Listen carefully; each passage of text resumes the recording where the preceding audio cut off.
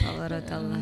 Karena Bu Ustazah ini setiap hari memang mengisi nggih Bu Ustazah. Jadi narasumber di acara Islam itu Indah. Sebetulnya nggak setiap hari. Okay. Kadang-kadang kita mengisi di Trans TV, di Islam itu Indah. Ya kadang kita keliling ke daerah-daerah, ke gunung-gunung. Sebetulnya dimanapun tempat media kita berdakwah, disitulah tempat kita menjadi ladang amal untuk kita. Masya Allah, luar biasa. Alhamdulillah loh. Dan jadi buat sahabat ini mumpung kita ada kesempatan bertemu dengan Ustazah Romlah, silakan yang mau bertanya bisa langsung kirimkan WhatsApp-nya atau bisa langsung telepon di 0812 8385 1018. Oke, sebelumnya kalau boleh tahu nih Bu Ustazah ini aslinya mana sih? Kita ini penasaran gitu. Yang jelas saya lahir di Jakarta, di Tanjung Priuk, besar Tanjung Priuk. Setelah lulus MI, saya sekolah di Al-Hikmah di sini. Masya Allah. Makanya ketika di sini ya Allah 28 tahun saya baru menginjakan kaki di sini lagi, walaupun beberapa ya, tapi baru sempat ke radio ini. Dan Masya Allah tabarakallah bisa. Dulu kan belum ada radio waktu musim-musimnya saya sekolah. Dan selesai dari sekolah saya kuliah di Jakarta di Atairia. Selesai kuliah ya mendapatkan jodoh, kebetulan jodohnya orang Sulawesi, diboyong sama suami di Sulawesi. Alhamdulillah, artinya dakwanya pun lebih luas ke Pulau Sulawesi. Dan ini berkah dari Al-Hikmah. Masya Allah, berkah dari pesantren Al-Hikmah yang selama 6 tahun saya belajar mondok di sini. Luar biasa, berkah daripada masyayikh, berkah daripada guru-guru yang ada di sini. Dan di Sulawesi pun ya biasa pekerjaannya, makanya saya sering bercanda, saya itu namanya Siti Romlah Simatupang. Tahu nggak Simatupang apa? Apa itu Ustaz? Siang malam tunggu panggilan. Masya Allah. Panggilan untuk berdakwah maksudnya. Luar Masya biasa. Allah. Ya jadi ya sebetulnya stay-nya ya di Makassar. Stay-nya di Sulawesi. Cuman kalau ada jadwal yaitu tadi jadwal di Trans TV atau jadwal ceramah di daerah Jawa, ya bolak-balik Jakarta, Makassar. Dan alhamdulillah suami ridho. Suami izinin, jadi ya kita sama-sama, saya bilang sama suami, kita sama-sama lah ini jadi ladang pahala, ladang amal, biar ilmunya manfaat, ilmu dari pesantren, pondok pesantren Al-Hikmah ini. Masya Allah, semoga saya ketularan ya Bu Ustazah. Amin. Mudah-mudahan lebih baik, jauh lebih baik dari saya. Masya Allah. Terima kasih Bu Ustazah. Kemarin sempat ikut juga pengajian Bu Ustazah yang sentral di Masjid An-Nur itu. Kemudian besoknya saya review ke anak-anak Al-Hikmah, gimana rasanya didatangi Ustazah Romlah. Seneng banget, aku pengen deh kayak Bu Ustazah, katanya gitu. Masya Allah, amin. Mudah-mudahan ya, mudah-mudahan anak pesantren Al-Hikmah semuanya bahkan jauh lebih baik dari saya. Amin ya Allah, amin. Semoga dijabah. Amin. Oke Bu Ustazah, ini sebenarnya ada beberapa pertanyaan yang mau saya tanyakan. Ini kebetulan kita sudah memasuki bulan Sya'ban nggih Bu Ustazah. Berapa Sya'ban ini ya? Sya'ban ini kayaknya tanggal berapa ya? Kayaknya sudah tanggal 7 kalau nggak salah ya Bu Ustazah. Ya. Alhamdulillah nanti di tanggal 24 itu ada nisfu Sya'ban. Biasanya kalau di Benda itu ini Bu Ustazah ada khatmil Quran. Pagi-paginya ada khatmil Quran, kemudian nanti malam hari ada pembacaan Yasin 3 kali. Nah, untuk kita sebagai orang awam nih Bu Ustazah, kita mau bertanya apa saja nih amalan yang bisa dilakukan di bulan Sya'ban? Ya, ada kata-kata hikmah dari seorang ulama besar bahwa makanya ada hadis pun, walaupun hadis ini secara sanad adalah hadis dhaif, tapi untuk afdalul a'mal kan kita bisa gunakan. Doa yang dipanjatkan oleh Rasulullah kan Allahumma barik lana fi Rajab wa Sya'bana wa ballighna Ramadhana. Bulan Rajab, Sya'ban, Ramadan. Ini 3 bulan berturut-turut. Nah, bulan Sya'ban katanya kan syahri, kata Allah, kata Rasulullah. Allah mengatakan bulan Sya'ban adalah syahri, bulanku. Mohon maaf, bulan Rajab adalah syahri, bulanku, kata Allah. Wa Sya'ban kata Rasulullah syahri. Jadi kalau Rajab syahrullah, bulannya Allah, wa Sya'ban syahri, bulannya aku, kata Rasulullah. Wa syahru Ramadan syahru ummati. Bulan Ramadan adalah bulannya umatku. Rajab bulannya Allah, Sya'ban bulannya Rasulullah, dan Ramadan adalah bulannya umat Rasulullah. Sedangkan ulama lain ada yang mengatakan bahwa ya syahru Sya'ban syahru zar, bulan Rajab, syahru Rajab syahru zar. Bulan Rajab itu adalah bulan menanam. Wa Sya'ban syahru saqi, bulan Sya'ban adalah bulannya menyiram. Wa syahru Ramadan syahru hasad, dan bulan Ramadan adalah bulannya panen. Makanya bulan Sya'ban itu sebagai pemanasan dari bulan Rajab sebetulnya. Dari bulan Rajab, makanya kan Rasulullah berdoa kan dari bulan Rajab. Bulan Sya'ban adalah bulan untuk persiapan Ramadan.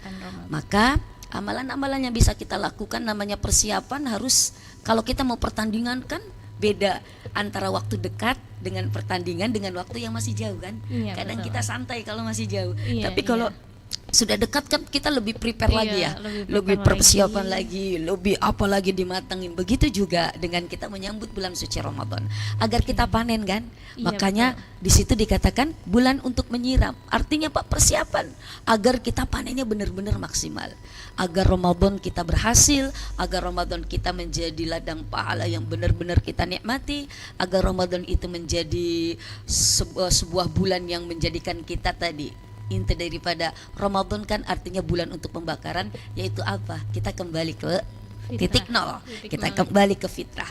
Makanya yang harus kita persiapkan tadi apa? Kita sadar kemarin-kemarin kita banyak salah, kita banyak dosa, kita banyak berupa kehilafan.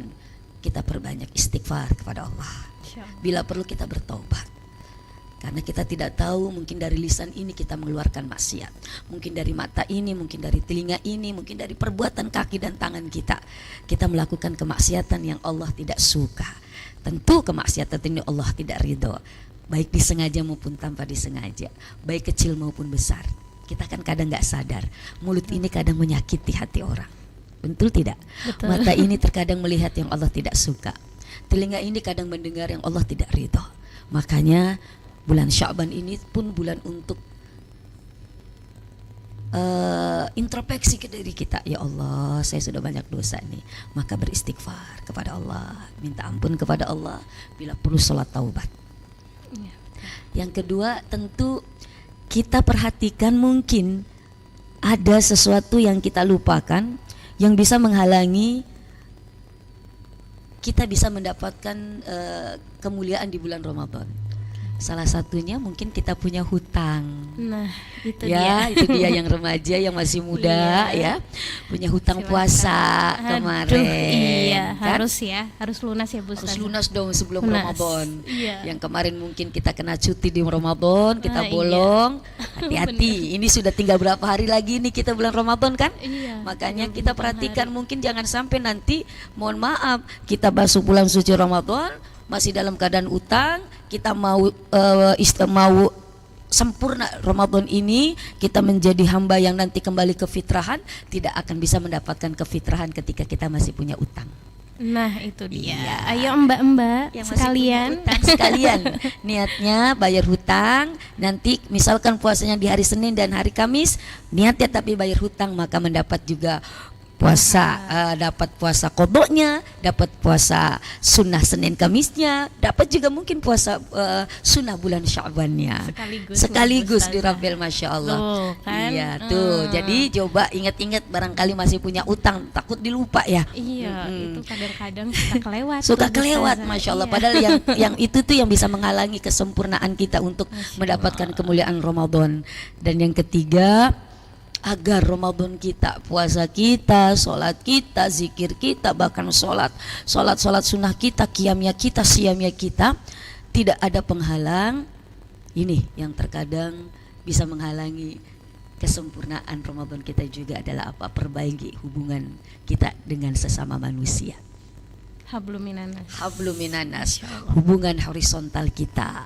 Karena jangan sampai, ayolah, yang masih punya marah dengan seseorang, yang masih punya dendam, apalagi yang masih berselisih, tidak mau bicara, tidak mau berteman, putus silaturahmi, tolong perbaiki silaturahmi, karena tidak akan pernah diterima sholat kita, puasa kita, Masya Allah, ibadah kita di bulan Ramadan ketika seorang muslim bermusuhan dengan muslim yang lain, apalagi dengan saudara, apalagi dengan orang-orang yang masih satu darah.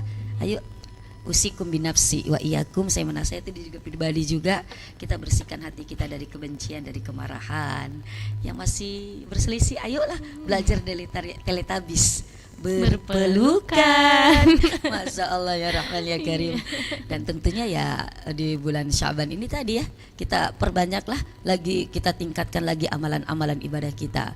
Yang wajibnya kita tingkatkan kualitasnya, yang sunnahnya kita tingkatkan kualitas dan kuantitasnya sebagai penambal kewajiban-kewajiban kita.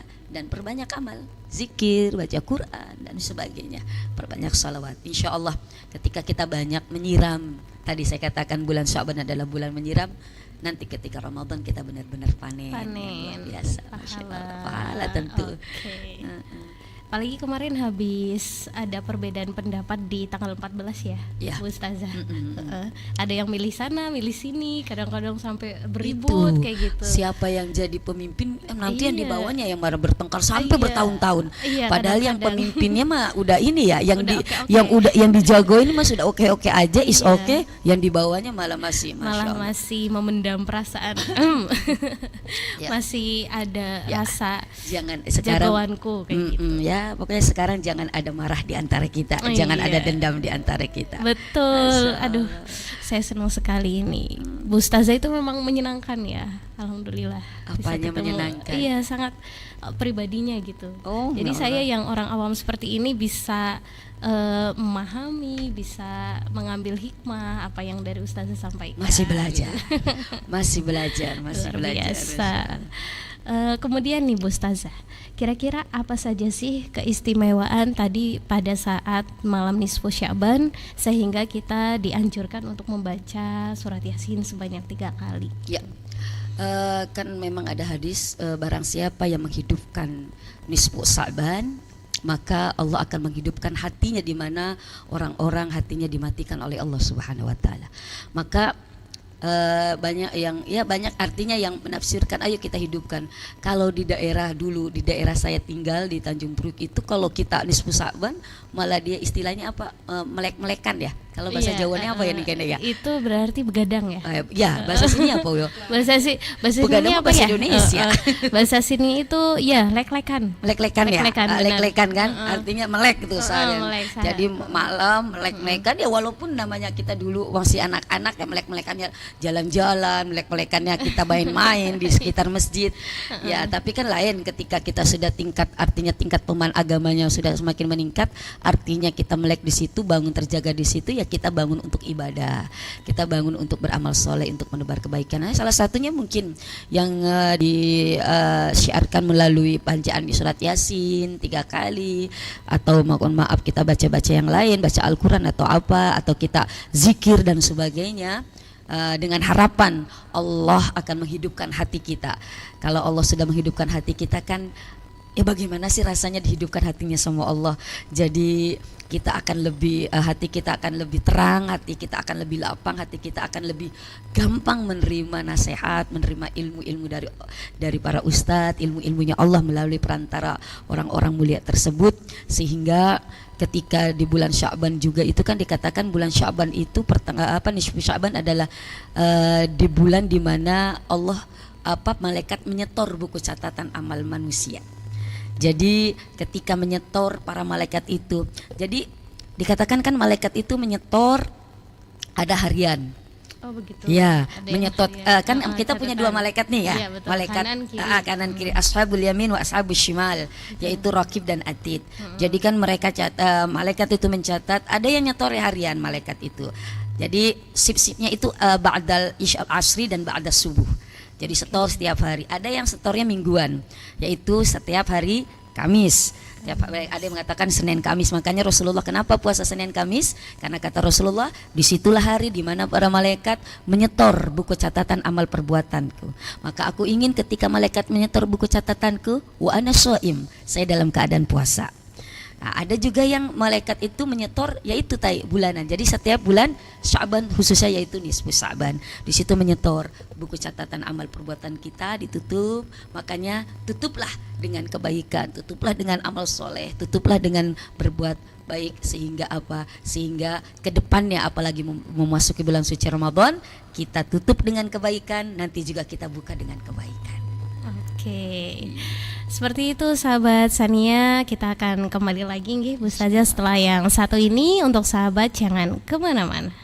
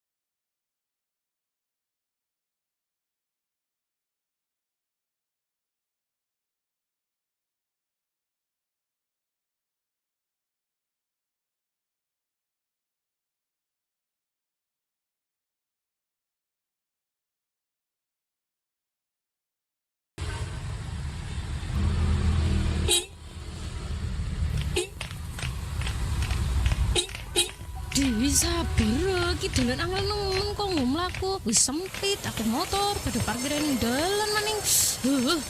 Persis dalan omekon ya. Gue mlaku ke angel. Weh, itu kan dulu. Saya aku wis tuku kaplingan gue omah maning. Terus bisa nggo usaha tempatnya strategis, dalane ambek, luas, aman, tur nyaman gue anak bojo. Nah, sing kaya kue Quranane Udin Kapling. Mau bikin rumah tapi nggak punya tanah? Tidak perlu khawatir, Udin Kafling solusinya. Udin Kafling Bulakungu Benda Sirampok, cocok untuk tempat tinggal yang nyaman, aman, dan strategis. Udin Kafling Bulakungu Benda, Jalan Utama Benda, sangat tepat untuk hunian dan tempat usaha. Lokasi dekat dengan Pondok Pesantren Al-Hikmah, 2 menit ke sekolah, 2 menit menuju kantor kepala desa, dan layanan kesehatan. Kaflingan rasa perumahan para sultan. Dengan harga terjangkau, mulai dari 70 jutaan. Lokasi aman dan nyaman, dikelilingi tembok beton, akses jalan masuk seluas 6 meter dengan cor beton dan dilengkapi dengan drainase sehingga bebas banjir. Ayo segera beli kaflingan para sultan Udin Kafling Bulakungu Benda dan dapatkan bonus semen 1 ton dan gratis SPPT setiap pembelian unit di Udin Kafling Bulakungu Benda. Hubungi nomor WA 0811282036 atau hubungi Bang Dul di nomor 085292472335. Yuk rencanakan hunian aman untuk masa depanmu sekarang. Wah, bentar lagi jam istirahat. Waktunya bikin teh jus nih buat anak-anak. Kalau es tehnya teh jus, bikin biang tehnya cepet. Mau teh jus? Mau. Tenang anak-anak, semuanya kebagian. Mau rasa apa? Aku mau teh jus lemon. Kalau aku mau teh jus madu. Aku gula batu. Mau melati. Apel. Oh siap, teh jus kan banyak rasanya. Asik. Wah. Nah, gimana? Enak es tehnya? Enak. Teh jus, rasa tehnya berasa enak banget. Iya.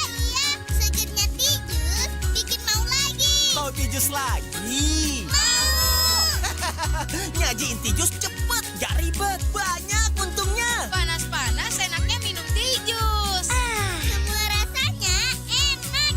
Ayo, ganti es tehmu dengan teh jus. Segernya nggak nanggung-nanggung. Dari Wings Food.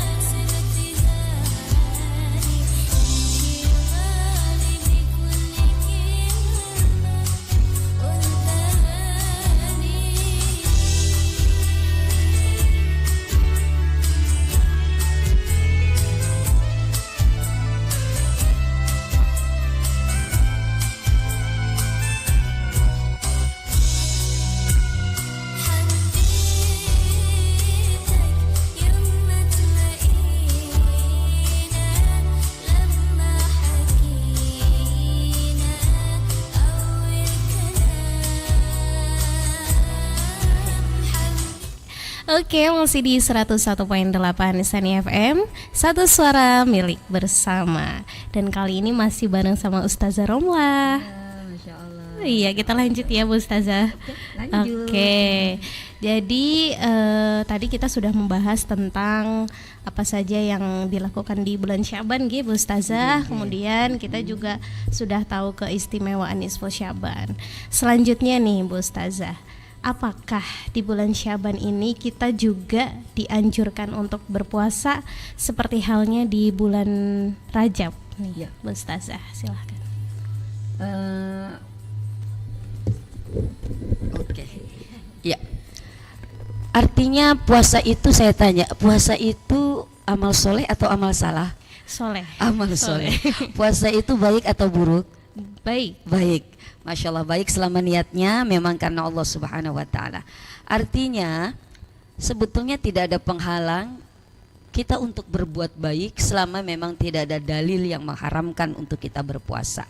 Khususnya ya, contoh kita haram berpuasa kan Idul Fitri, Idul Adha dan hari tasyrik ya, kita nggak boleh dilarang berpuasa.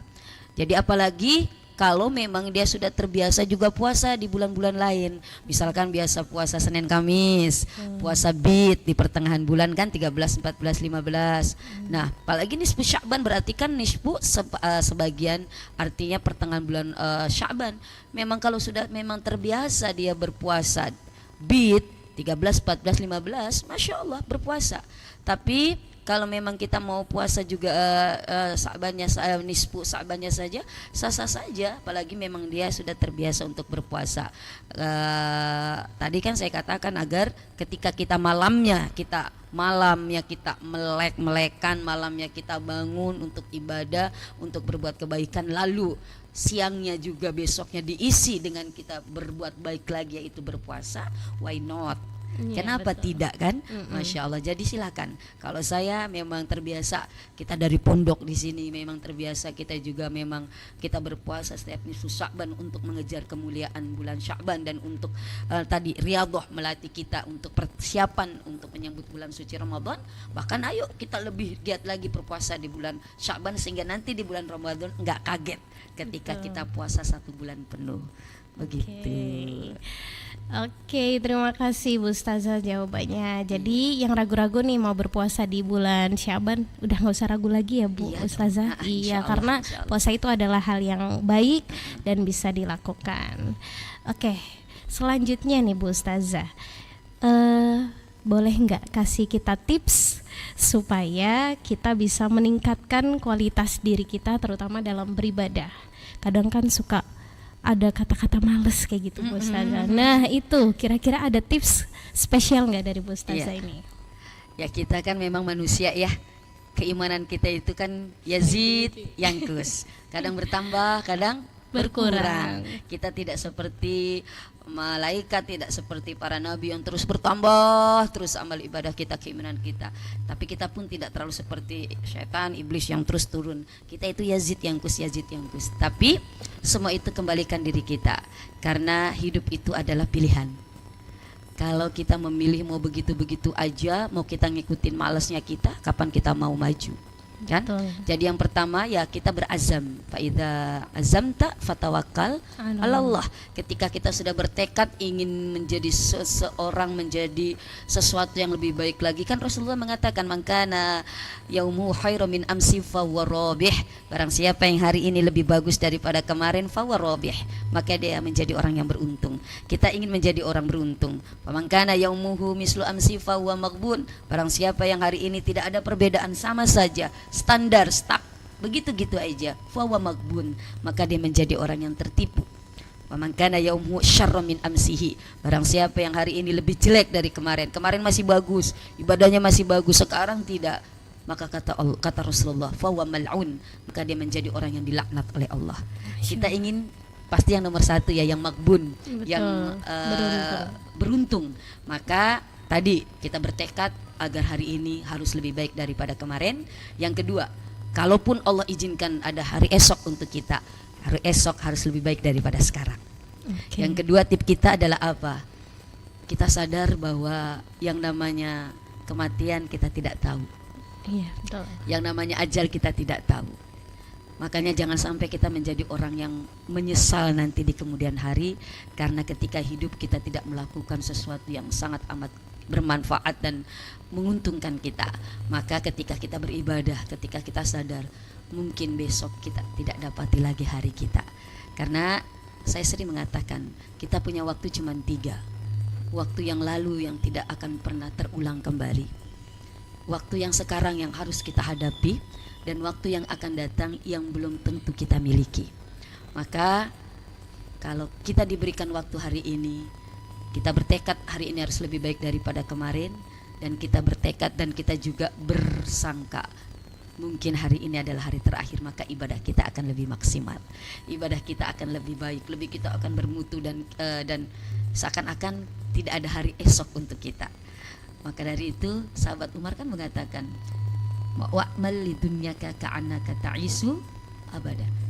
Berbuatlah untuk duniamu seakan-akan kamu akan hidup selamanya. Artinya apa? Etos kerja kita semangat untuk mengejar dunia, tapi wa'mal li akhiratika, ketika engkau beramal untuk akhiratmu, ka'annaka ta'isu qadan, seakan-akan kamu akan mati besok. Jadi tip kita yang kedua, kita sadar bahwa kehidupan kita adalah milik Allah Subhanahu wa taala, sehingga kita beramalnya harus benar-benar hari ini maksimal dan optimal. Ya mungkin selain itu ya kita terus belajar, kita terus banyak melihat di sekitar kita, agar ketika kita melihat orang yang ahli ibadah, kita punya semangat untuk seperti dia. Tapi kita lihat ketika orang yang tidak ibadah, kita berlindung agar kita tidak seperti dia juga. Luar biasa. Oke. Terima kasih Bu Ustazah. Gimana para santri termotivasi? Iya, diinget-inget ya tipsnya dari Bu Ustazah. Masya Allah. Iya. Ada yang mau bertanya? Silahkan kita buka sesi pertanyaan untuk semua sahabat Sani di luar sana juga. Silahkan yang mau bertanya, masih kita tunggu. Dan untuk adik-adik silahkan. Iya. Yang mau bertanya?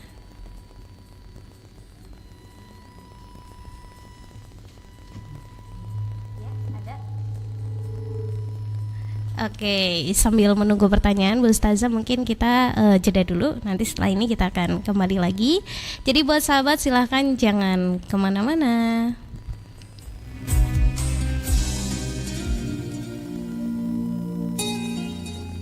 Assalamualaikum warahmatullahi wabarakatuh. Pas Walid jalan, jubahnya Walid yang lembreh itu nyampar panah. Ya.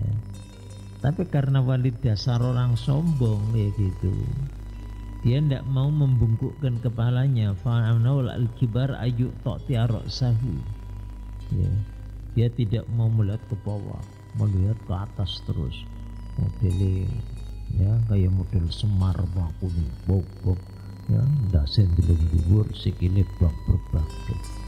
Nah ini karena ada ya panah, anak panah yang nyangkol ya di jubahnya, dia tidak mau membungkuk, tidak mau melepas. Ya akhirnya anak panah itu kena pada betisnya ya. Ya betisnya si Walid ini terkena goresan panah sampai luka, berdarah pun juga tetap saja ya berjalannya tetap ke atas, nggak mau melihat ke bawah. Akibat goresan panah yang kena pada betisnya Walid itu, Walid luka sampai lukanya itu infeksi ya, busuk ya, sampai borok. Famarido minha famata ya, akibat ya, infeksi terus, kemudian dia sakit ya, sampai menyebabkan kematiannya Walid ya. Konon ya, malaikat Jibril melihat Walid lagi jalan-jalan ya, malaikat Jibril hanya isyarat matanya memandang betisnya, memandang betisnya kok ya, tiba-tiba ada anak panah itu ya, akhirnya melukai kakinya dan memborong infeksi sampai jadi sebab kematiannya Walid. Ini yang pertama. 101.8 Sania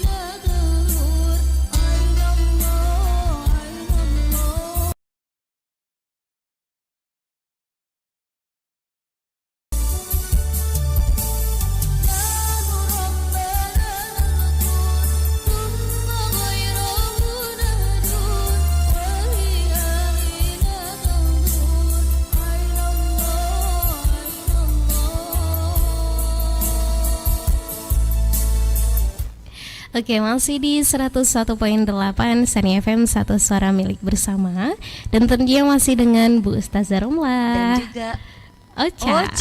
Iya. Masya Allah. Terima kasih loh Bu Ustazah. Sama-sama. Mudah-mudahan bukan cantik wajah tapi cantik akhlaknya ya. Amin ya robbal Ya Rabbal alamin. Alamin. Tadi Bu Ustazah udah tahu singkatannya Ocha ya Bu Uca. Ustazah? Iya. Kalau saya Uca ya. Uca aja. Ustazah Iya. cantik. Mantap. Mantap. Ustazah cantik. Oke, tadi dari Mbak Santri ada yang mau bertanya, silahkan saya berikan kesempatan untuk bertanya. Sebutkan nama dulu ya, Mbak, silahkan. Bismillahirrahmanirrahim. Assalamualaikum warahmatullahi wabarakatuh. Waalaikumsalam warahmatullahi wabarakatuh. Perkenalkan Ustazah. Iya, Nama saya Puja. Moja. Puja. Puja. Oh, Masya Allah, Puja. Mohon izin bertanya Ustazah. Nggih. Nah, Kira-kira seberapa berpengaruhnya kehidupan di pesantren buat kehidupan di masyarakat? ya, Masya Allah. Terima kasih. Wassalamualaikum warahmatullahi wabarakatuh. Waalaikumsalam warahmatullahi wabarakatuh. Seberapa penting? Maunya berapa? 100% penting. 100% penting, Masya Allah. Tentu apa yang ada di pondok ini dan artinya sudah saya rasakan kan. Saya sudah rasakan keluar dari pondok banyak sekali pengaruh yang membentuk pribadi saya ketika di pondok. Pertama, kita belajar prihatin di pondok, ya. Karena kalau orang sudah susah, ketika keluar dari pondok ketemu susah, udah biasa. Kita keluar pondok karena biasa terus pergi ke rumah orang, dikasih kangkung, sayur kangkung, udah biasa. Tapi ketika dikasih daging, alhamdulillah. Tapi kalau dikasih kangkung, ya udah alhamdulillah. Kenapa udah biasa? Tapi kalau udah biasa enak dikasih kangkung kan? Kaget. Itulah di pondok. Kita udah belajar susah. Jadi ketika kita menghadapi kesulitan, kita menghadapi kesusahan, kita udah terbiasa. Karena kita prihatin. Dan biasanya kalau sudah prihatin itu akan terbentuk sendiri, kita akan belajar lebih menyesuaikan dan lebih pandai untuk menyikapi segala persoalan yang ada di hadapan kita. Di pondok kan begitu. Misalkan kita punya masalah, ya kita harus hadapi sendiri. Misalkan kita susah tidur, bagaimana caranya nih? Misalkan kita mohon maaf susah belajar, bagaimana caranya nih? Kita hidup karena kita mohon maaf. Mungkin kalau ada orang tua kita bisa bertanya, bagaimana? Kita hadapi sendiri, kita prihatin. Yang kedua, di pesantren mengajarkan kita kemandirian. Ya, mandiri. Karena ada satu syair, laisal fata ma yakulu kana abi, innal fata ma yakulu ha anaza. Bukanlah seorang pemuda yang bagus, yang baik, yang sukses yang mengatakan, ini loh bapak saya, ini loh harta bapak saya, ini loh bapak saya pejabat. Bukan. Innal fata ma yakulu ha anada. Tapi seorang pemuda yang sukses, yang hebat adalah yang mengatakan, ini loh saya. Kenapa? Karena memang kita sudah dididik untuk menjadi mandiri. Di pesantren mengajarkan kita kemandirian. Kita hidup sendiri, kita cuci pakaian sendiri, kita menghadapi, kita ngatur kehidupan kita sendiri, ritme kita kehidupan seperti apa. Yang ketiga, di pesantren mengajarkan kita disiplin.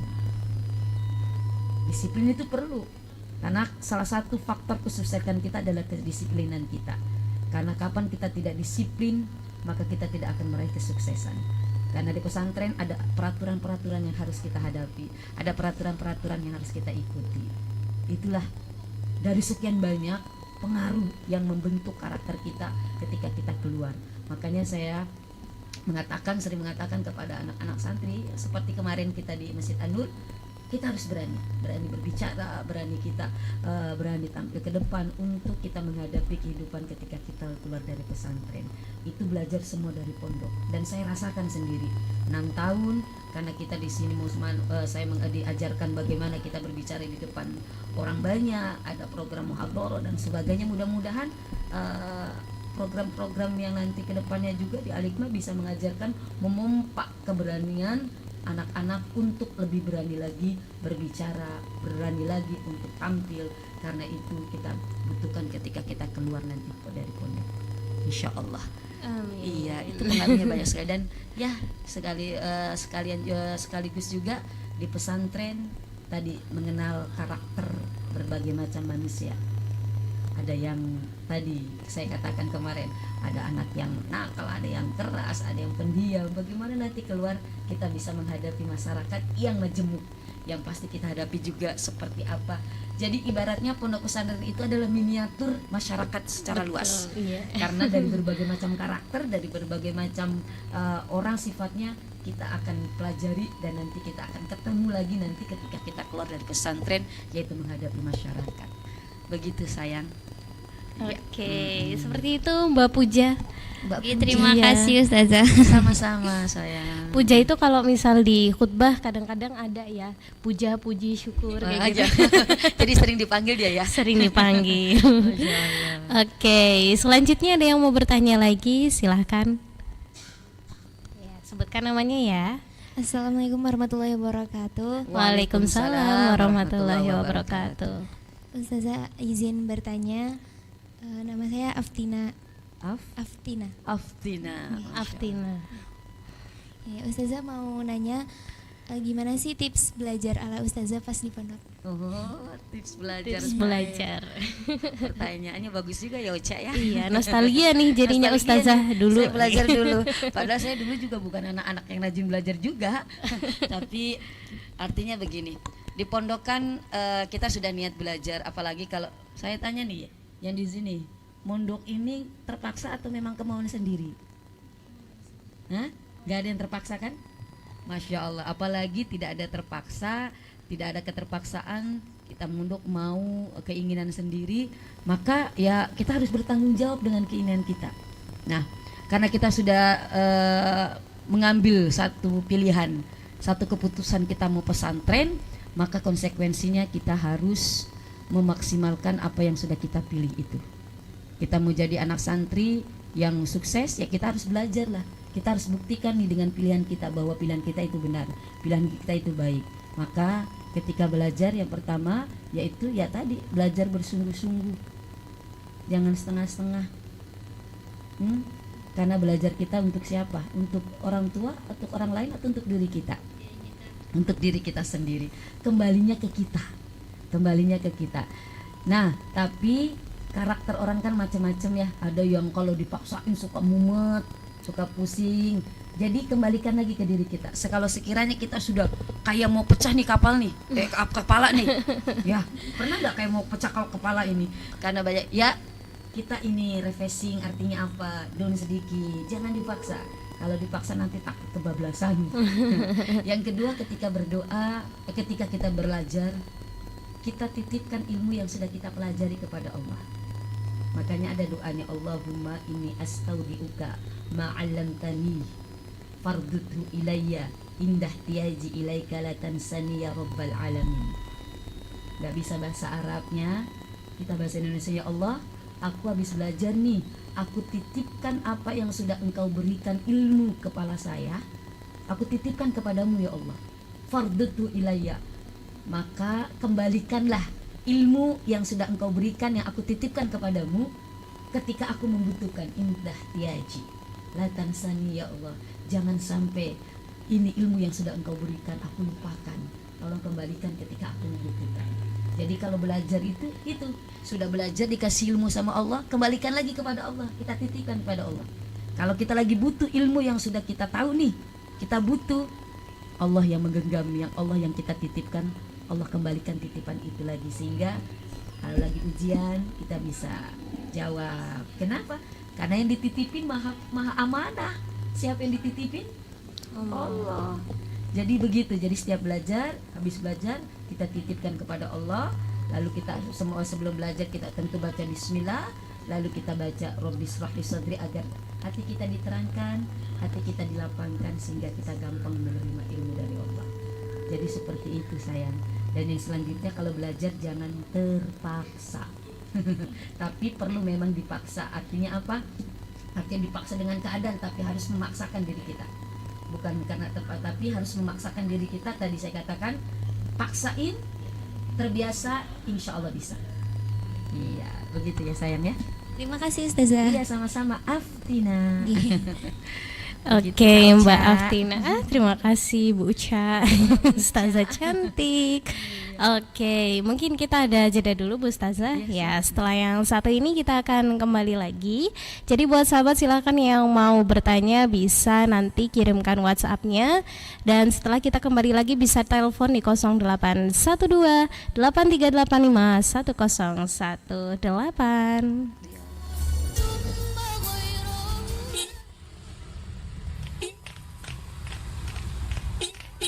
Dewi sabar, iki dalan angel nemen kok mlaku. Wis sempit, aku motor pada parkiran dalan maning. Persis dalan umekon ya, gue melaku ke angel. Weh, itu kan dulu. Saya aku wis tuku kaplingan, gue gawe omah maning. Terus bisa gue usaha tempatnya strategis, dalannya ambek, luas, aman, tur nyaman gue anak bojo. Nah, sing kaya kue Quranane Udin Kafling. Mau bikin rumah tapi nggak punya tanah? Tidak perlu khawatir, Udin Kafling solusinya. Udin Kafling Bulakungu Benda Sirampok, cocok untuk tempat tinggal yang nyaman, aman, dan strategis. Udin Kafling Bulakungu Benda, Jalan Utama Benda, sangat tepat untuk hunian dan tempat usaha. Lokasi dekat dengan Pondok Pesantren Al-Hikmah, 2 menit ke sekolah, 2 menit menuju kantor kepala desa, dan layanan kesehatan. Kaplingan rasa perumahan para sultan. Dengan harga terjangkau, mulai dari 70 jutaan. Lokasi aman dan nyaman, dikelilingi tembok beton, akses jalan masuk seluas 6 meter dengan cor beton dan dilengkapi dengan drainase sehingga bebas banjir.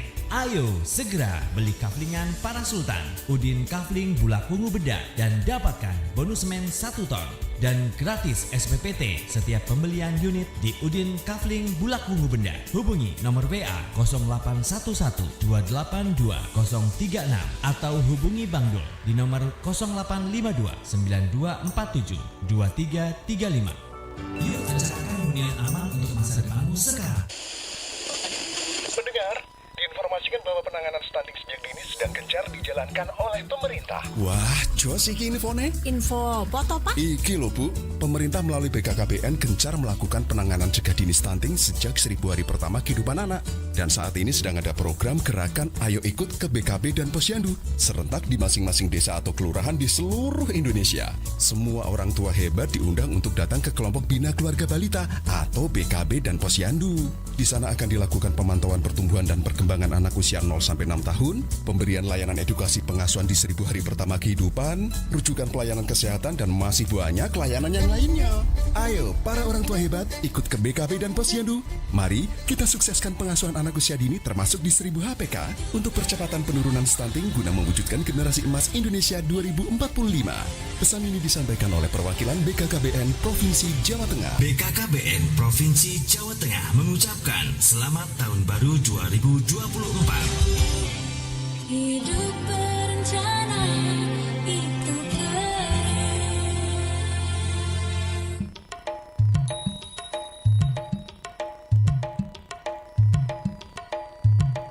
saat pertama aku memandang indahnya sampai terbayang rasa bergelora ingin punya semua hadiah cerdas Sapora. SAP bagi-bagi hadiah bersama Swalayan 300 Plaza. Ayo belanja produk-produk SAP sekarang juga di Swalayan 300 Plaza depan Pasar Seng Bumi Ayu. Dapatkan kupon undian dan menangkan puluhan hadiah produk SAP dengan minimal pembelanjaan 2 juta rupiah. Promo ini berlaku dari tanggal 1 Desember tahun 2023 hingga 28 Februari tahun 2024. Ayo belanja dan dapatkan hadiah menarik dari Sharp hanya di 300 Plaza depan Pasar Seng Bumi Ayu.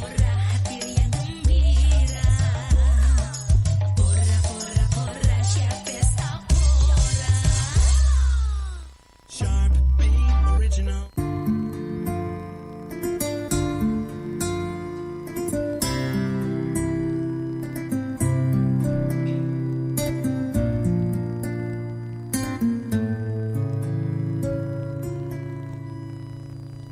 يا خير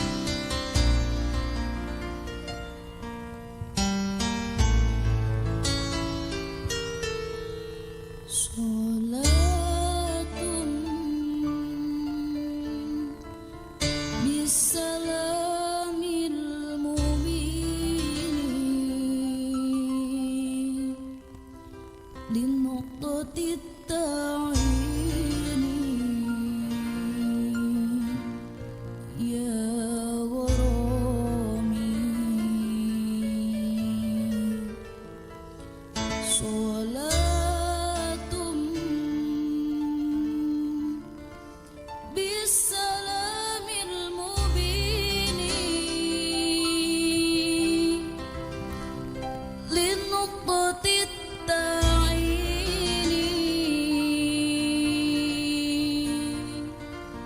يا غرامي.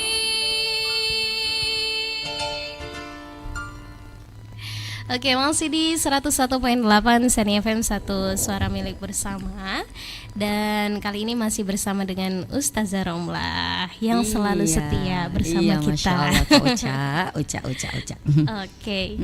Nah, ini tadi kita sudah ada pertanyaan seputar tips untuk anak-anak santri ya Bu Ustazah waktu di pondok. Kemudian tadi juga ada yang bertanya tentang seberapa penting di pondok untuk diterapkan di masyarakat. Nah, ini kira-kira dari Mbak santri ada yang mau bertanya lagi? Oke, silahkan.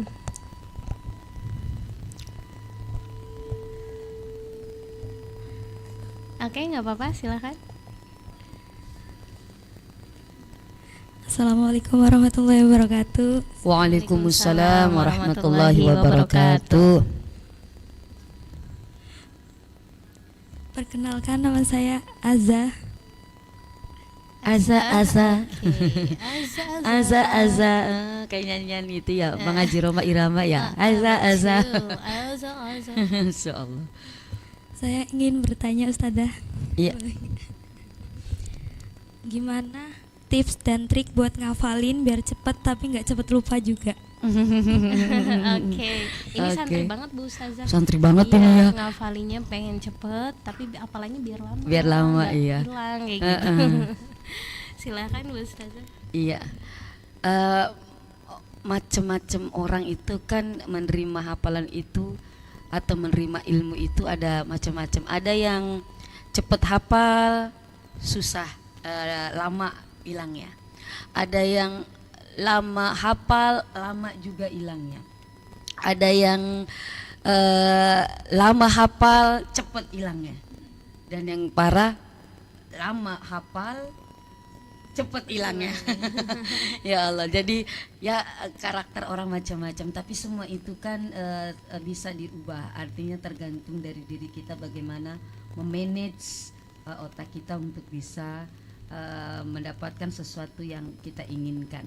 Nah, bagaimana caranya biar hafalan kita atau ilmu yang kita dapat itu cepat nyangkut dan nyangkut lama, ya Masya Allah. Yang pertama ya tentu terus murojaah, terus diulang-ulang, mukarrarah, terus diulang-ulang, terus dibaca-baca. Apalagi kalau hafalan itu kapan kita tidak baca-baca, kita mengulang lagi tuh, kita buka lagi terkadang kan ya. Seperti kita belajar setir mobil. Kalau kita belajar setir mobil, kita belajar tuh udah canggih tuh, tapi kalau itu ilmu setir mobil kalau nggak dipakai-pakai hilang aja tuh. Harus selalu dipakai, harus selalu kita belajar, punya keberanian untuk setir mobil. Begitu juga dengan bahasa kan, bahasa kita banyak itu hafal, muhadasa kita apa, kalau bahasa Inggrisnya muhadasa apa itu ya, vokabul apa, bukan apa namanya? Ya kalau percakapan bahasa Inggris ya, bahasa Inggris. Conversation apa ya pokoknya ya, muhadasah kalau bahasa Arabnya, percakapan kita hafal mufrodatnya, vokabularinya kita hafal kata-kata. Tapi kalau bahasa itu nggak digunakan, ya itu nanti juga akan cepat juga hilang. Makanya tadi yang pertama adalah apa? Tadi murojaah. Kita sering mengulang, kita sering baca-baca lagi, kita mukarrarah, sering mengulang-ulang lagi, sehingga apa yang sudah kita baca nempel tuh terus. Tadi sambil kita baca doa, sambil kita tadi saya sudah katakan, titipkan hafalan kita kepada Allah. Jadi kalau kita butuhkan apa yang sudah kita titipkan kepada Allah, insya Allah akan dikembalikan lagi kepada kita, sehingga kita mampu, kita bisa ketika dibutuhkan kita bisa mengeluarkan apa yang sudah kita pelajari, apa yang sudah kita hafal, apa yang sudah kita pahami, insya Allah. Jadi intinya jangan malas untuk mengulang-ulang murojaah, jangan malas juga untuk menambah. Jangan juga terus murojaah semua nggak ditambah-tambah, nggak ada ziyadahnya hafalannya juga jika.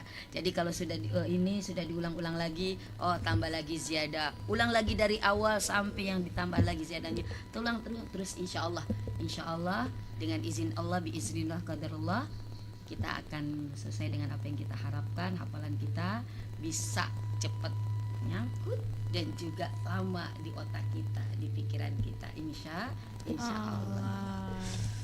Oke, begitu ya Mbak. Begitu, Siapa Mbak. tadi namanya? Aza. Sering dinyanyiin ya? Iya, sering dinyanyiin ya.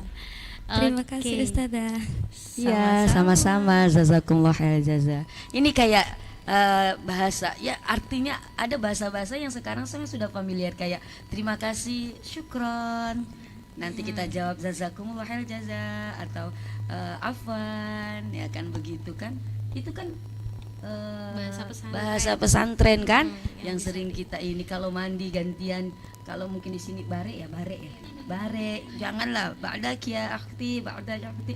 Jadi dibiasakan begitu, karena kalau nggak dibiasakan lagi ya kita kaku ngomong bahasa tersebut. Begitu juga dengan hafalan Al-Quran, ya kita baca tapi ya dengan adab, ya jangan saking semangatnya di dalam kamar mandi kita murojaah, ya nggak boleh juga ya, Masya Allah. Jadi seperti itu nak. Iya. Kadang-kadang anak-anak suka pada bilang asobah gitu. Ya asobah. Itu ya termasuknya. Ya, iya. Asobah ma'al ghair. Iya, asobah. Nggak apa-apa campur-campur begitu kan. Mau kemana? Mau jalan-jalan. Apa bahasa Arabnya jalan-jalan? Torik. Boleh, nggak apa-apa. Tambah. Iya. Ya, jadi seperti itu. Oke, Mbak Aza, terima kasih. Terus ada lagi yang mau bertanya? Silahkan. Ya. Assalamualaikum warahmatullahi wabarakatuh. Waalaikumsalam warahmatullahi wabarakatuh. Perkenalkan, nama saya Mazruatul. Siapa nak? Mazruatul akhirah. Dipanggilnya siapa ini? Majroah. Oke, silakan pertanyaannya. Ini orang paling kaya. Wah, mantap. Karena Mazruah itu kan sawah. Iya, luas. Mazruatul ad-din ya Mazruatul akhirah. Iya. Oke. Pengalaman apa yang paling berkesan selama ada di pondok? Masya Allah. Nostalgia lagi deh. Flashback 28 tahun yang lalu. Selama 6 tahun di pondok, apa yang paling berkesan? Sebetulnya ya semua berkesan. Waktu demi waktu, hari demi hari di pondok itu luar biasa. Kalau saya boleh mengulang, saya ingin di pondok lagi. Karena ketika di pondok, pikiran kita cuma belajar doang. Kan pikiran kita cuma belajar doang di pondok. Duit, alhamdulillah kan ada yang ini kan? Ada yang tanggung jawab. Coba kita nggak ada persoalan keluarga, ya kita hanya belajar. Nah, tapi pakailah yang menarik adalah apa? Yang pertama yaitu ketika saya dipercaya ikut lomba pidato khitbah bahasa Arab, Al-Lughatul Arabiyah, ke Banyumas, ke Jawa Timur, ke Jombang. Itu pengalaman luar biasa. Dan itu menjadi modal saya juga untuk menambah keberanian mental saya. Dan itu sangat amat diingat sampai sekarang. Bagaimana, dan setelah itu pulang walaupun dapat juara pada saat itu, dan disampaikan oleh ustadz, diberitahukan kepada santri-santri yang lain untuk memberikan motivasi, Masya Allah, mohon maaf bukannya sombong, ada kebanggaan tersendiri. Saya bisa memberikan nama, artinya nama harumlah untuk Al-Hikmah. Dan ini satu kenikmatan. Wabi ayyi ala'i rabbikuma tukadziban. Ya Allah, nikmat yang mana ya yang sudah engkau dustakan, kata Allah. Jadi saya bersyukur sekali di Al-Hikmah ini saya diberikan kesempatan untuk menggali potensi kita. Makanya saya berpesan, kalau kita punya kesempatan untuk bisa memberikan sesuatu yang berharga untuk alma mater kita, untuk apapun, untuk sekolah kita, ambil kalau bisa. Kalau kita mampu ambil, bismillah. Karena kita kan tidak dilepas, kita dibimbing sama ustadz-ustadz kita di sini. Itu pengalaman kita luar biasa. Yang kedua adalah pengalaman ketika, maaf, dulu kan santri di sini luar biasa banyak. Jadi otomatis Abayai Al-Maghfurah, Abayai Wasyurul Abdul Mughni ini Masya Allah banyak santrinya, jadi otomatis kan beliau nggak kenal semua satu persatu. Tapi ketika beliau kenal menyebut nama saya, Romlah, artinya saya sudah dikenal sama Abayai, itu satu kenikmatan luar biasa. Dari sekian ribuan santri, oh Abayai tahu saya. Seneng banget ya. Saya sampai menangis ketika pertama kali disebut, saya sampai menangis di pondok. Ya Allah, Abayai kenal saya, Abayai tahu nama saya. Luar biasa. Ini sampai sekarang saya merinding nih. Masya Allah. Makanya sebagai bentuk rasa syukur saya, alhamdulillah. Maaf, setiap saya pergi bawa jamaah umroh, bawa jamaah saya ke Madinah, kita ziarah ke sekitar masjid. Alhamdulillah saya selalu minta doa, minta tolong kepada jamaah yang saya bawa untuk mendoakan juga beliau di Baqi di Madinah. Dan sampai sekarang pun setiap habis sholat ini juga tip buat kita, biar ilmu kita berkah, biar hidup kita berkah. Keluar dari pondok pun sampai sekarang saya masih, mohon maaf ini bukannya ini tahadus binikmah lagi, terus kirimkan Al-Fatihah untuk kiai kita. Saya selalu kirimkan sekalian untuk orang tua memang yang sudah meninggal dunia.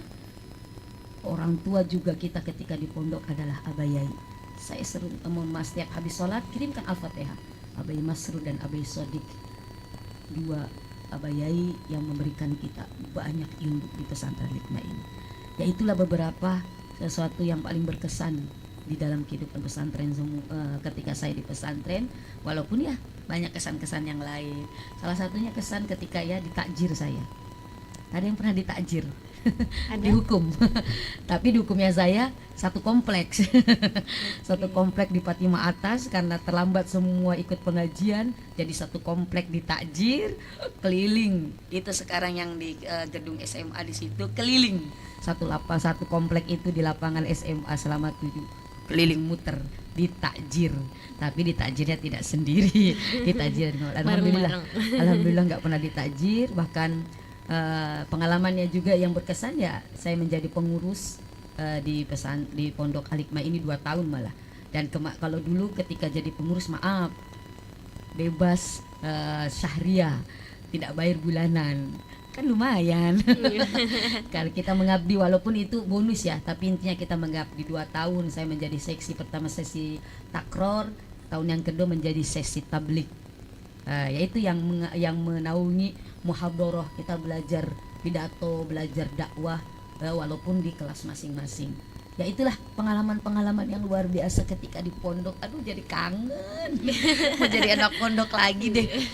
Temennya banyak ya Ustazah? Banyak, dari luar biasa. Masya Allah, dari mana-mana, dari daerah mana. Dan kita kan setiap itu kan ada organisasi. Kita kalau Jakarta namanya IMJA, ada organisasi daerah IMJA, Ittihadul Muta'alimin Ta'alimat Jakarta.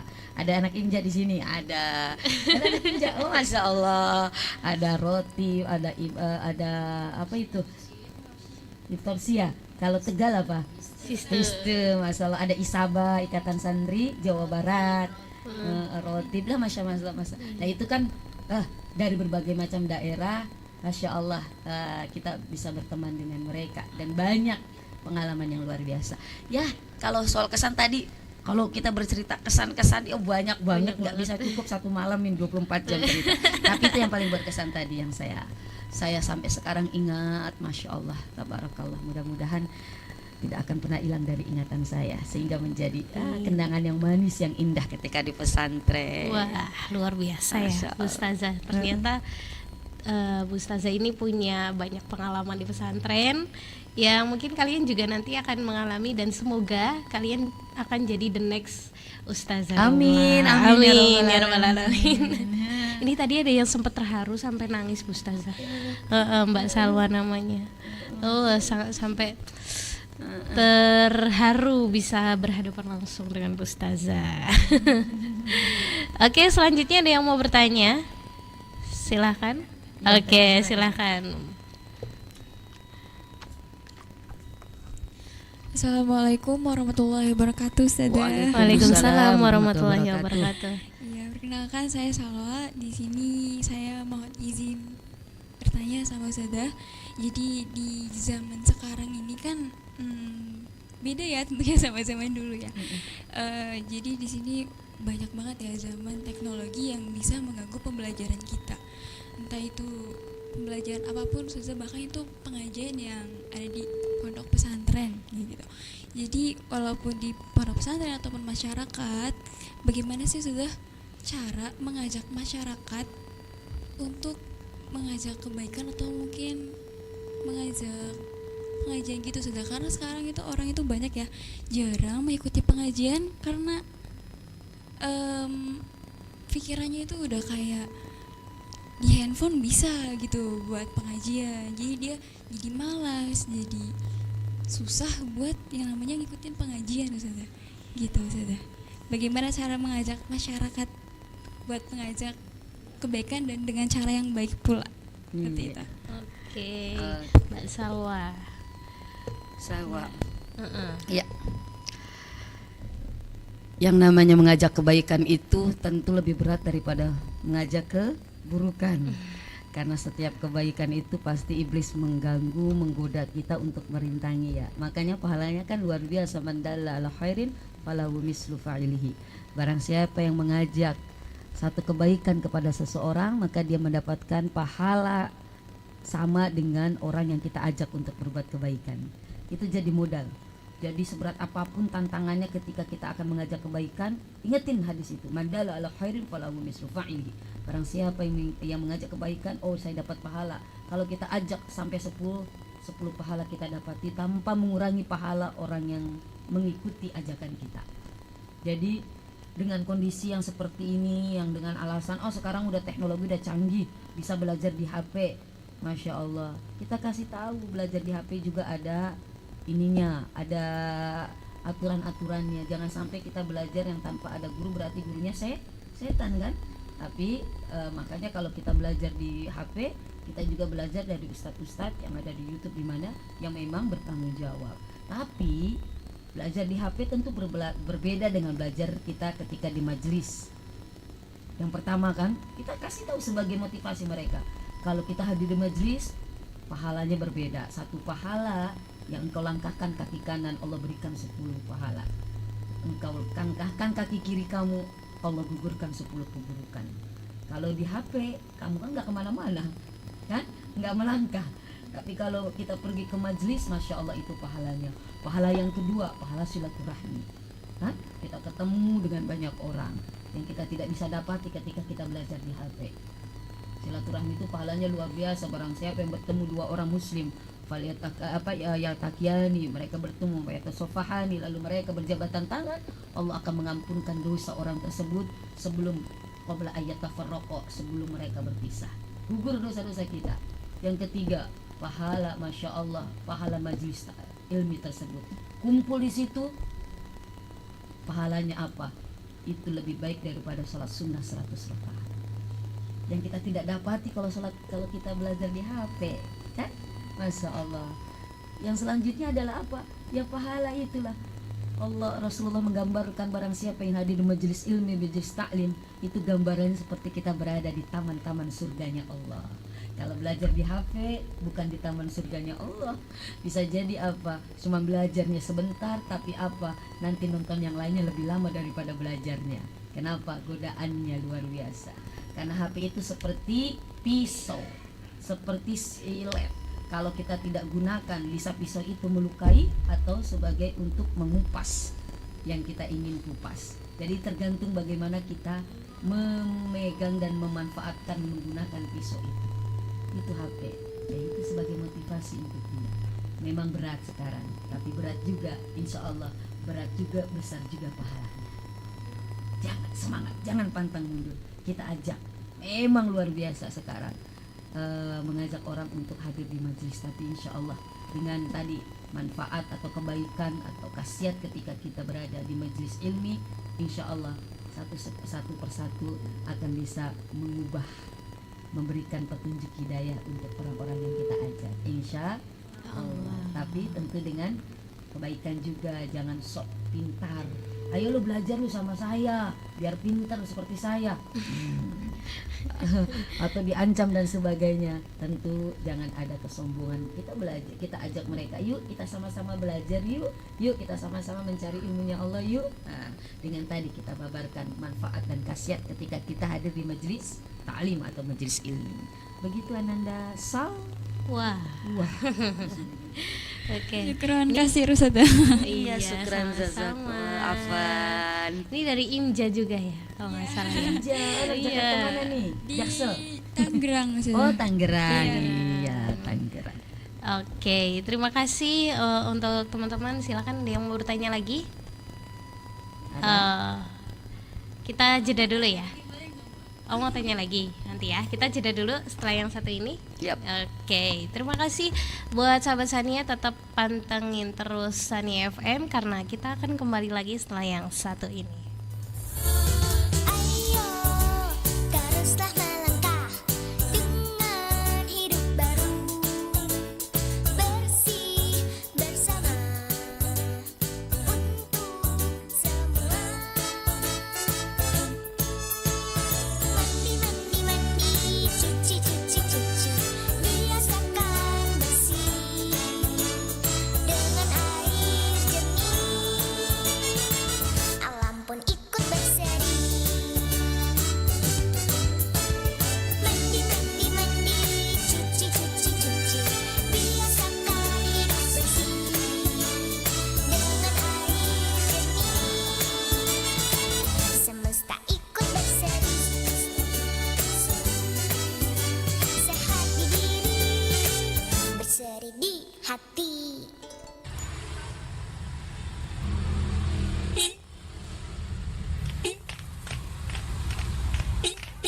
Dewi sabar, ki dalan angel nemen kok mlaku. Wis sempit, aku motor pada parkiran dalan maning.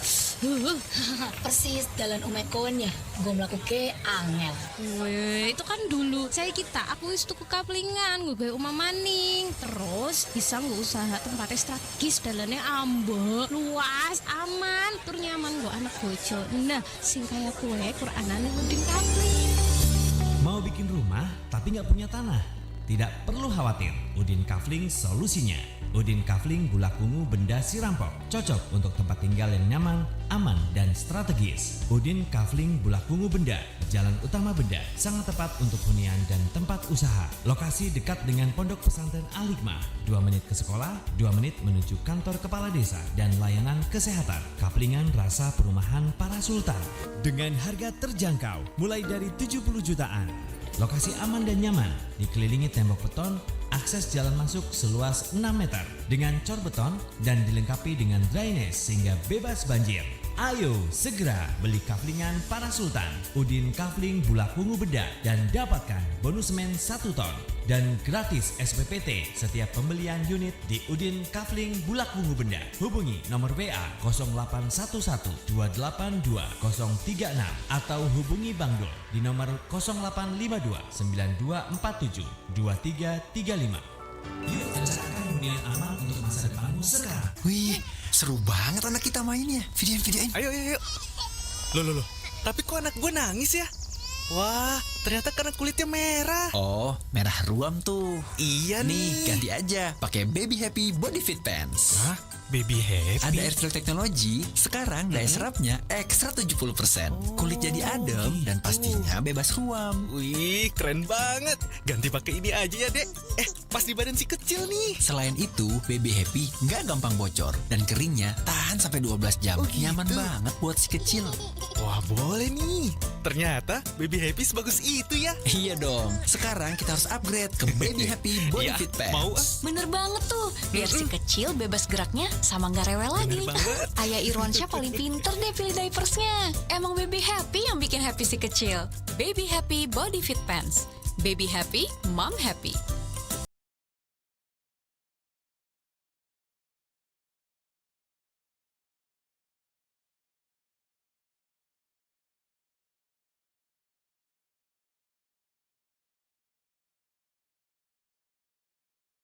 Haji merupakan mental training center, merupakan melakukan latihan, ya, latihan atau madrasah. Dalam madrasatul haji, ya Allah ya Rabbi, banyak sekali yang bisa kita petik sebetulnya. Namun ya Rasulullah juga khutbah pada waktu khutbah itu singkat. Rasanya saya juga tidak ingin membaca semua pelajaran dalam haji. Ya, banyak sekali. Ya, yang antara lain saja bahwa ya baju kebesaran kita, corak, baju, emblem, semuanya kita lepas. Besok kita pada waktu menghadap Allah Ta'ala juga. Apa artinya kedudukan? Apa artinya pangkat? Mobil tidak kita bawa. Mobil tidak kita bawa. Kedudukan juga tidak kita bawa. Yang hakiki hanyalah amal soleh kita yang akan kita bawa. Untuk itu mari kita perbanyak amal soleh ya, untuk bekal kita besok di sana. Kemudian training yang kita maksudkan di sini sangat banyak. Antara lain, kalau dahulu merupakan harta yang jadi kebanggaan orang-orang Arab, ya, itu kambing. Sekarang kebanggaan kita bukan kambing, deposito kita, sawah ladang kita, jabatan kita, kedudukan kita, ya. Sebab sebagai hujaj nanti sudah barang itu kita semuanya harus membuktikan bahwa kita adalah orang-orang yang haji mabrur. Ya. Sebagai haji mabrur bisa diwujudkan dalam solidaritas sosial. Ya, kita mungkin akan cerita ya apa yang dilaksanakan oleh Abdullah bin Mubarak. Kalau dahulu hanya motong korban sebatas kambing, tapi sekarang ya itu hanya simbol saja. Sebab di dalam haji ini, pelajaran haji itu adalah pelajaran yang ramziyah, isyarat. Sehingga yang tersirat itu lebih besar daripada yang tersurat. Apa yang tersurat tidak bisa difahami, ya. Tapi apa yang tersirat banyak sekali. Sehingga kalau kita mau berbicara satu persatu dari perjalanan ibadah sangat banyak sekali. Saya kira bukan ini tempatnya. Dan dengan ketemu insya Allah nanti kita sampaikan baik lewat radio Scania yang insya Allah untuk Brebes dan Purwokerto kita sampaikan beberapa ya pesan-pesan yang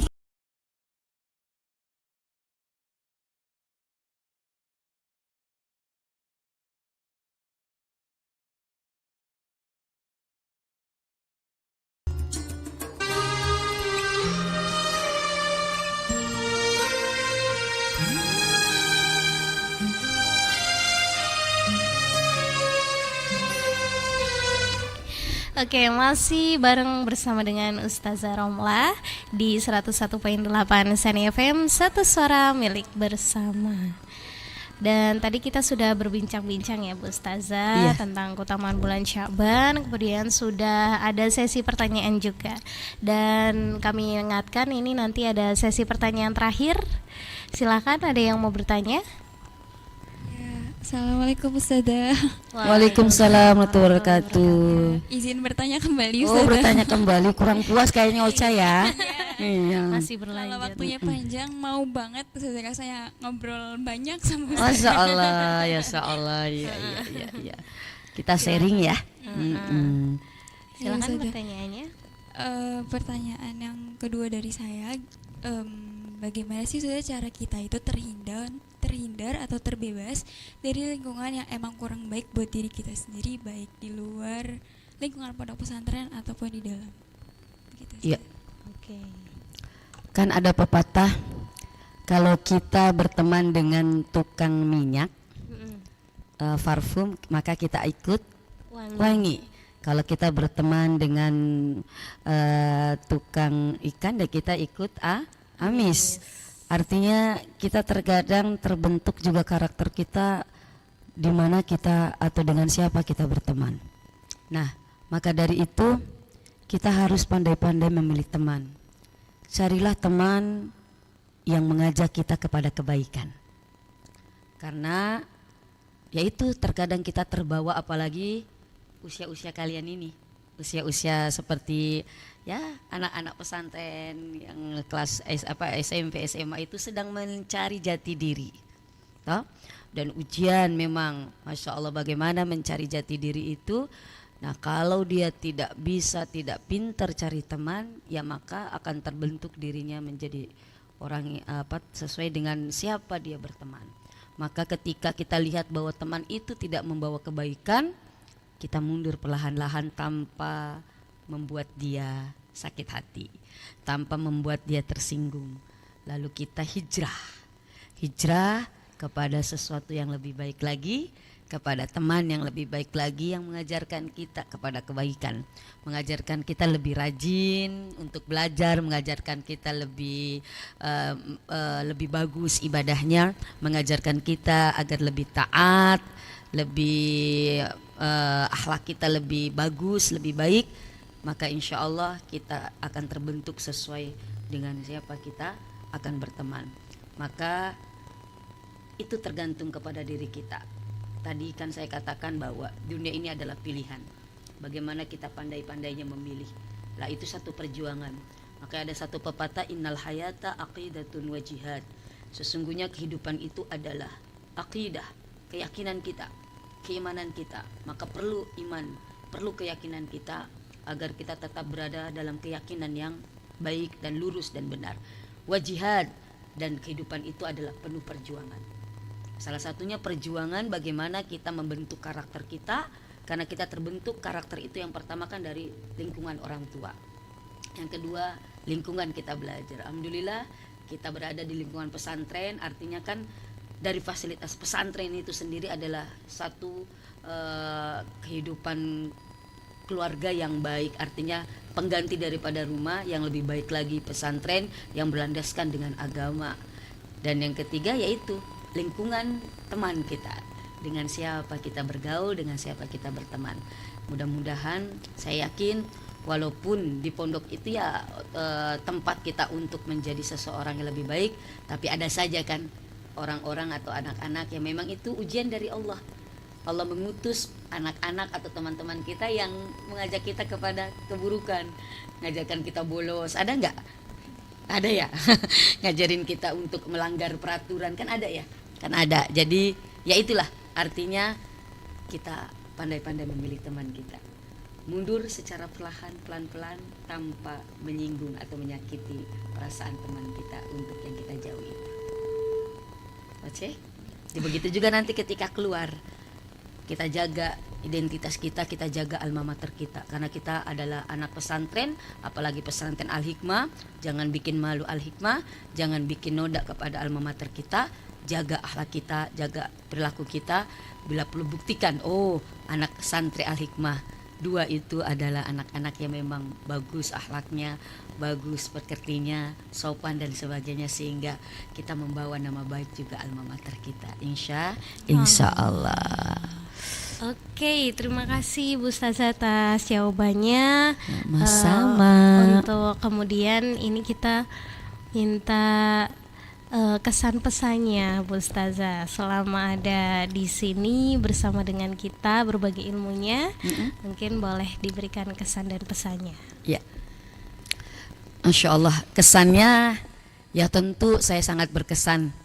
Apalagi saya sharingnya di radio di mana saya dulu dididik selama 6 tahun di pesantren ini, yang dulunya belum ada ketika saya dan teman-teman mondok di sini masa-masanya. Lalu kita sekarang ada radio dan kita bisa sharing. Masya Allah, kesannya ya alhamdulillah luar biasa. Alhamdulillah, subhanallah, alhamdulillah, wala ilaha illallah akbar. Mudah-mudahan dan kesan ini nggak saya ilangin. Dan insya Allah akan berkesan terus di kepala dan jadi pengalaman juga yang luar biasa. Memang ya saya sering berdakwah di mana-mana, tapi ya jarang sekali saya siaran di radio. Tapi alhamdulillah di radio, apalagi di radio alma mater saya dulu ketika mondok Al-Hikmah 2, Masya Allah luar biasa, tabarakallah. Sedangkan pesannya ya mudah-mudahan anak-anak santri Al-Hikmah 2 khususnya bisa memanfaatkan kesempatan yang Allah sudah berikan untuk mondok di pesantren Al-Hikmah 2 ini semaksimal mungkin, sehingga apa yang sudah diberikan oleh Allah ini bisa menjadikan kita menjadi nanti ke depannya menjadi anak-anak, menjadi orang yang lebih bermanfaat lagi, lebih banyak menebar kebaikan, lebih banyak berguna, sehingga amal mater yang kita cintai ini Al-Hikmah 2 bisa menggema di seluruh Nusantara bahkan dunia. Amin. Ya Allah, Masya Allah. Buktikan kepada mereka bahwa anak-anak santri Al-Hikmah ini adalah anak-anak santri yang bisa diperhitungkan di kancah nasional juga internasional.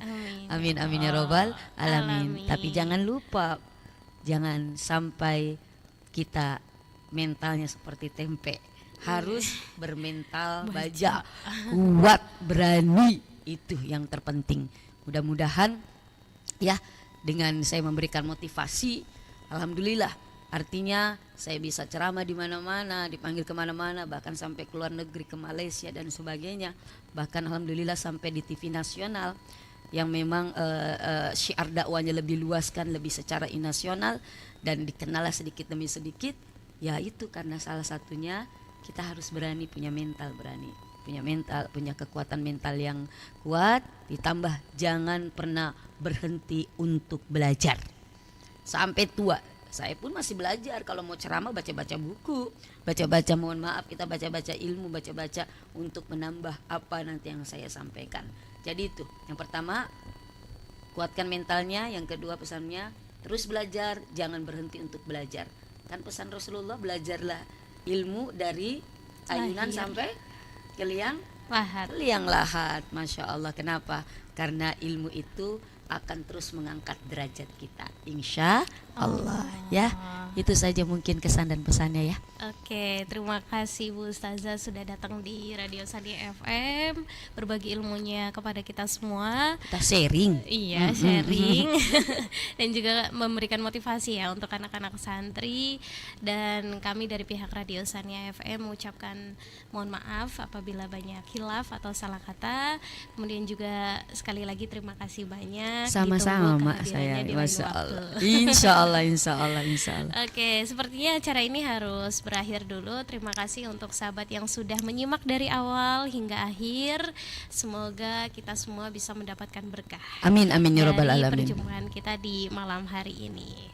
Oke, saya Ocha. Saya Uca. Iya, Ustazah cantik. Mohon maaf apabila banyak khilaf atau salah kata. Mohon pamit undur diri. Ilaliko. Wassalamualaikum warahmatullahi wabarakatuh. Waalaikumsalam warahmatullahi wabarakatuh. Masya Allah.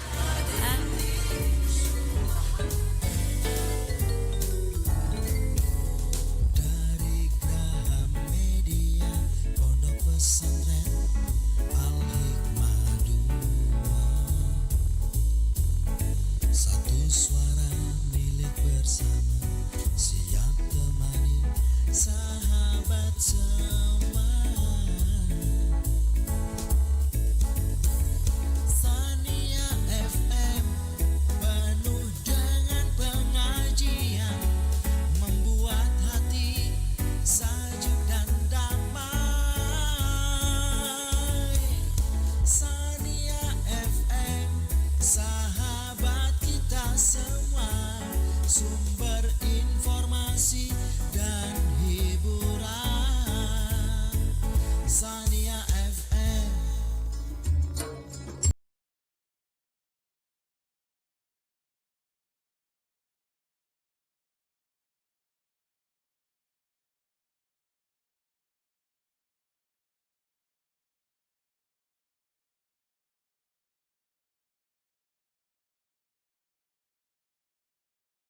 Ini adalah